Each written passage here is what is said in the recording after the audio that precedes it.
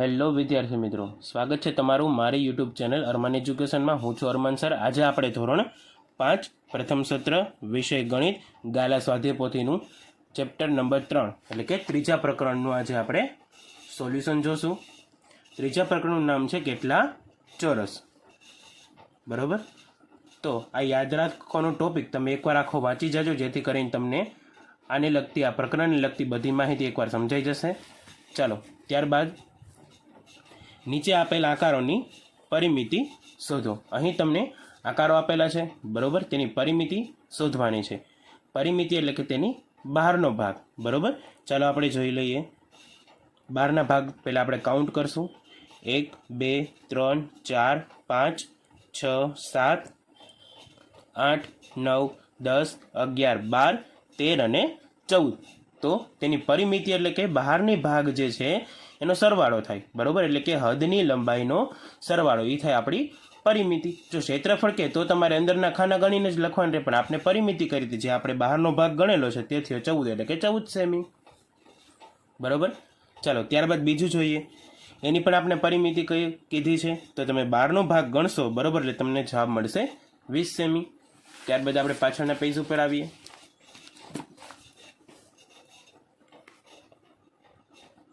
અહીં પણ પ્રશ્ન 3, 4 અને 5 એવી જ રીતે છે.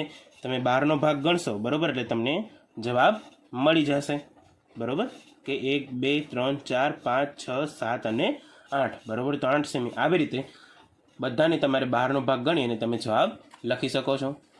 ત્યારબાદ પછીનો પ્રશ્ન જોઈએ. ત્યાર પછીના પ્રશ્નમાં આપણે કીધેલું છે 18 સેમી પરિમિતિ ધરાવતા બીજા માપના 2 લંબચોરસ દોરો. અહીં તમને જો એક લંબચોરસ તો તમારી સ્વાપોથીમાં આપેલું જ છે દોરેલું. હવે એવા આપણે બીજા 2 લંબચોરસ દોરવાના છે. મેં અહીં લંબચોરસ એ અને લંબચોરસ બી બંને દોરેલા છે, બરોબર, કે જેની પરિમિતિ 18 સેમી થતી હોય. બરોબર, ચાલો આપણે જોઈ લઈએ એકવાર. 1 2 3 4 5 6 7 8 9 10 11 12 13 14 15 16 17 ને 18. બરોબર, તો આ પણ લંબચોરસની પરિમિતિ 18 સેમી જ થાય છે. બરોબર છે. ત્યાર પછીનો પ્રશ્ન જોઈએ, ત્રીજો. ઉદાહરણ મુજબ ક્ષેત્રફળને અલગ અલગ રીતે દર્શાવો. અહીં જો 12 ચોરસ સેમી છે, બરોબર, એક ક્ષેત્રફળ આપેલું છે, તેને આપણે અલગ અલગ રીતે તમને ખાના કરીને દર્શાવવાનું. તો 4 તેરીને 12, 3 3 ની આપણે કેટલી લાઈન કરી છે? 4. બરોબર, એટલે 12 ચોરસ સેમી. ક્ષેત્રફળ કીધું છે એટલે અંદરનો ભાગ. બરોબર, ક્ષેત્રફળ એટલે કે જેટલા ભાગની જે કોઈ પણ વસ્તુ જગ્યા રોકે એટલે અંદરનો ભાગ. હવે જો અહીં 12 ચોરસ હશે. 1 2 3 4 5 6 7 8 9 10 11 અને 12. બરોબર, તો 4 લાઈન કરી છે આપણે 3 3 એટલે 4 તેરીને 12. હવે અહીં એવી જ રીતે બીજું આપેલું છે 6 2 ને 12, 2 લાઈન કરી છે 6 ની, તો પણ 12 ચોરસ સેમી થાય. તો એક જ માપ પણ જુદા જુદા ચોરસ વડે આપણે તેને દર્શાવેલું છે અલગ અલગ રીતે. બરોબર, તેવી જ રીતે અહીં આપેલું છે 18 ચોરસ સેમી. 18 ચોરસ સેમીને પણ જો મેં 2 અલગ અલગ રીતે દર્શાવેલું છે, તો વિડીયોને પોઝ કરીને તમે પણ આવી રીતે તમારી સધીપોથીમાં દર્શાવો. ચાલો ત્યારબાદ પછીનો પ્રશ્ન જોઈએ આપણે પેજ નંબર 33 ઉપર. બીજું છે 20 ચોરસ સેમી. એને પણ આપણે એવી અલગ અલગ 2 રીતે દર્શાવવાનું છે. મેં અહીં દર્શાવેલું છે, તમે વિડીયોને પોઝ કરી અને દર્શાવી શકો છો. ત્યાર પછીનો પ્રશ્ન છે ચોથો. નીચે આપેલ આકારોના ક્ષેત્રફળ શોધો અને લખો. હવે ક્ષેત્રફળ ગોતવાનું છે. ક્ષેત્રફળ એટલે કે કેટલા ભાગમાં રોકાયેલું છે. એક બોક્સ બરાબર 1 સેમી, એટલે એક આપણે ગણવાનું છે. બરાબર, ચાલો હવે આપણે ગણી લઈએ. 1 2 3 4 5 6, અડધું અડધું 7 અને આ અડધું અડધું 8. તો 8 ચોરસ સેમી ક્ષેત્રફળ છે. 8 ચોરસ સેમી. તેવી રીતે તમે આ આકૃતિનું પણ ગણો. બરાબર, એનું પણ 8 ચોરસ સેમી થાય છે. ત્યારબાદ આ આકૃતિનું 11 ચોરસ સેમી થાય છે. અહીં તમને જે આકૃતિ આપેલી છે તે આ આકૃતિનું પણ 7 ચોરસ સેમી થાય છે. બરાબર, ત્યારબાદ પાછળના પેજ ઉપર આવીએ. પ્રશ્ન નંબર 5 વાંચીએ. નીચે આપેલ આકારોની પરિમિતિ અને ક્ષેત્રફળ શોધો. હવાની પરિમિતિ અને ક્ષેત્રફળ બંને વસ્તુ આપણે ગોતવાની છે. બરોબર, હવે જો પરિમિતિ એટલે કે બહારની ભાગ. બરોબર, પહેલાં આપણે બહારનો ભાગ ગણી લઈએ. 1 2 3 4 5 6 7 8 9 ને 10, તો 10 સેમી થાય એની પરિમિતિ, બરોબર. હવે ક્ષેત્રફળ એટલે કે અંદરનો ભાગ, અંદરના ભાગમાં કેટલા ચોરસ છે આપણે અહીં કહી દીધું છે, 1 ચોરસ બરાબર 1 સેમી, બરોબર. તો 1 2 3 4 5 અને 6, તો 6 ચોરસ સેમી એનું ક્ષેત્રફળ, બરોબર. તેવી જ રીતે બીજું છે, મેં અહીં લખેલું છે, ત્રીજું, ચોથું, આ પાંચમું અને છઠ્ઠું. વિડીયોને પોઝ કરી અને તમે લખી શકો છો. ત્યારબાદ પછીનો પ્રશ્ન જોઈએ. છઠ્ઠું છે, નીચે આપેલ આકારોની એવી રીતે પૂરા કરો કે જેથી માગેલા ક્ષેત્રફળ મળે અને 1 ચોરસ બરાબર 1 ક્ષેત્રફળ થાય. હવે આપણે તમને આટલો જ આકાર આપેલો હતો, હવે 10 ચોરસ સેમી ક્ષેત્રફળ થવું જોઈએ, બરોબર. એનો મતલબ કે 10 ચોરસ થવા જોઈએ. અડધા અડધા લ્યો છો તો સામે એના બીજા અડધા પણ તમારે લઈ લેવાના, જેથી કરીને અંદરના કુલ 10 ચોરસ થાય. ચાલો આપણે ગણી લઈએ. આ પહેલું, બીજું, ત્રીજું, ચોથું, 5, આ 6, આ 7, અડધું અડધું 8, આ અડધું અડધું 9 અને આ અડધું અડધું 10. તો આપણે 10 માંગ્યા હતા, તો 10 આપણે થઈ ગયા. તેવી જ રીતે અહીંયા 2 માંગ્યા છે ચોરસ, બરોબર. તો અડધા અડધા 1, અડધા અડધા 2, બરોબર છે. ચાલો ત્યારબાદ પછીના પ્રશ્ન ઉપર આવીએ. 6 ચોરસવાળા 6 આકારોની ગ્રીડમાં અલગ અલગ રીતે ગોઠવી તેનું ક્ષેત્રફળ શોધો, બરોબર.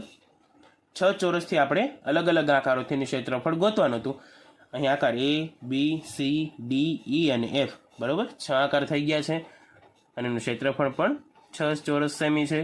તો અહીં મેં આકાર દોરેલા છે, વિડીયોને પોઝ કરીને તમે દોરી શકો છો અને નીચે પણ તમે આકારો 6 લખી A, B, C, D, E અને F અને એનું 6 ચોરસ સેમી માપ પણ તમે લખી શકો છો. ચાલો ત્યારબાદ પછીના પ્રશ્ન ઉપર આવીએ. પ્રશ્ન નંબર 8. નીચે 8 ચોરસ સેમીનો લંબચોરસ છે. 2 લીટી દોરી આપેલ લંબચોરસને એક નાના લંબચોરસ અને 2 સરખા ત્રિકોણમાં વિભાજિત કરો. બનતા નવા આકારોના ક્ષેત્રફળ શોધો અને લખો. આપણે 2 જ લીટીનો ઉપયોગ કરવાનો છે. અહીં એક લંબચોરસ આપેલું છે 8 ચોરસ સેમી, બરોબર. એનો મતલબ કે 1 2 3 4 5 6 7 અને 8, 8 બોક્સવાળું એક આપણે લંબચોરસ આપેલું છે. ત્યાં 2 લીટીનો જ ઉપયોગ કરી એક લંબચોરસ અને 2 ત્રિકોણ તૈયાર કરવાના છે. તો એક આ લીટીનો મેં ઉપયોગ કર્યો એક, અને એક આ બીજી લીટીનો ઉપયોગ કર્યો, જેથી કરીને એક આ લંબચોરસ આખું મારે તૈયાર થઈ ગયું, બરોબર. તમે જોઈ શકો છો. અને 2 ત્રિકોણ, તો આ પહેલો ત્રિકોણ અહીંયાથી અહીંયા, એટલે કે આ પહેલો ત્રિકોણ અને આ બીજો ત્રિકોણ, આ 2 ત્રિકોણ અને એક આ લંબચોરસ, બરોબર. હવે જો નવા લંબચોરસનું ક્ષેત્રફળ, નવું આ મારું લંબચોરસ છે, બરોબર, 1 અને 2, તો 2 ચોરસ સેમી. નવા ત્રિકોણ 1નું ક્ષેત્રફળ, આ મારું પહેલું ત્રિકોણ છે, બરોબર, 1 2 અડધું અડધું 3, બરોબર. આનો ભાગ અહીંયા આવી જશે, એટલે કુલ 3 ચોરસ સેમી. તો સામે બીજું જે ત્રિકોણ છે એનું પણ 3 ચોરસ સેમી થાય. તો તમે વિડીયોને પોઝ કરીને તમારી સાથી પોથીમાં લખી શકો છો. ત્યારબાદ પ્રશ્ન નંબર 9 જોઈએ.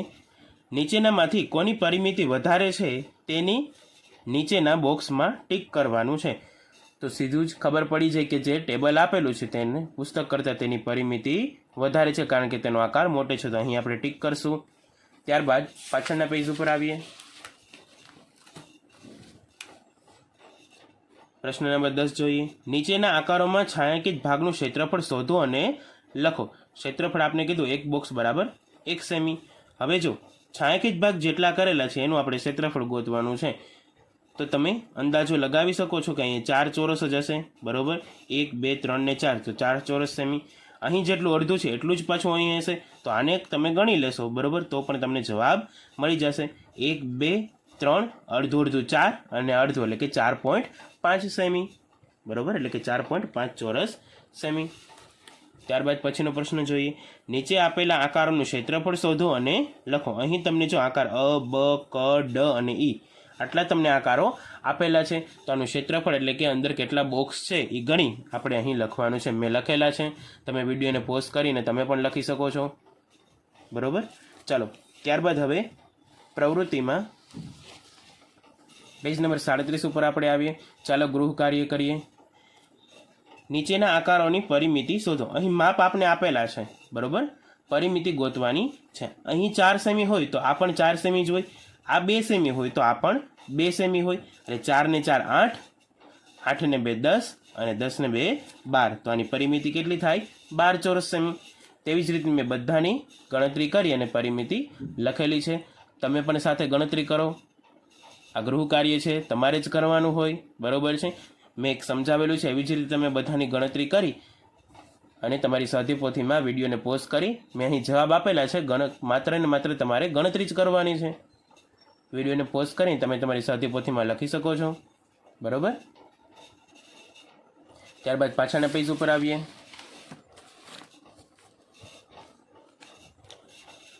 બીજો પ્રશ્ન છે, નીચેના આકારોની પરિમિતિ આપેલ હોય તો એક્સનું માપ શોધો. બરોબર છે. અહીં જો આકારોનું માપ તમને આપેલું છે, એક બાજુનું જ માપ નથી, પણ અહીં પરિમિતિ તમને આપી દીધી છે 14 સેમી. એનો મતલબ કે આ બધાનું ટોટલ માપ કરીએ તો 14 સેમી થાય, બરોબર છે. ચાલો હવે આપણે જોઈએ. 4 સેમી, 4 ને 3 7 સેમી, બરોબર છે. 7 ને 2 9 સેમી. હવે આ 14 છે, બરોબર, એમાંથી આ ત્રણેય ભાગનું માપ છે એ બાદ કરી દો. 14માંથી તમે 9 બાદ કરશો એટલે તમને જવાબ મળશે 5. તો આ ભાગનું માપ કેટલું હોય? 5 સેમી, બરોબર. હવે બધાની ગણતરી કરશો એટલે તમને જવાબ મળી જશે ટોટલ 14 સેમી. આ ભાગનું માપ જોઈ લ્યો, 5 સેમી છે, બરોબર. 5 સેમી, 5 ને 4 9 સેમી, 9 ને 3 12, 13 અને 14, બરોબર. એટલે ટોટલ થઈ ગયું માપ આપણું 14 સેમી. એટલે એક્સનું માપ કેટલું હોય? 5 સેમી. તે આપણો જવાબ બરાબર છે. તો તેવી જ રીતે આ બધાની ગણતરી કરી અને અહીં જેટલી પરિમિતિ આપેલી છે તેમાંથી તમે તે રકમ બાદ કરશો એટલે તમને એક્સ માપ છે, એટલે કે આ બાજુનું માપ તમને મળી જશે. મેં અહીં બધાનું કરેલું છે, તમે જોઈ શકો છો, બરોબર. તો બાકીના 3 આકારોનું તમે કરશો. વિડીયોને પોઝ કરી અને તમે જવાબ લખો. ત્યારબાદ નીચેનો પ્રશ્ન છે, નીચે આપેલા ચિત્રોના આધારે પ્રશ્નનો જવાબ આપો. ચાલો બાજુના પેજ ઉપર તેના પ્રશ્નનો જવાબ આપેલા છે. સૌથી મોટું પાંદડું કયું છે અને તેનું ક્ષેત્રફળ કેટલું છે? તો સૌથી મોટું પાંદડું ઈ છે, તેનું ક્ષેત્રફળ 20 ચોરસ સેમી છે. એટલે કે અંદરના તમારે ખાના ગણવાના છે. આકૃતિમાં જોઈને તમે ખાના ગણી શકો છો. સૌથી નાનું પાંદડું કયું છે તેનું ક્ષેત્રફળ કેટલું છે? તો સૌથી નાનું પાંદડું ક છે, તેનું ક્ષેત્રફળ 1 ચોરસ સેમી છે.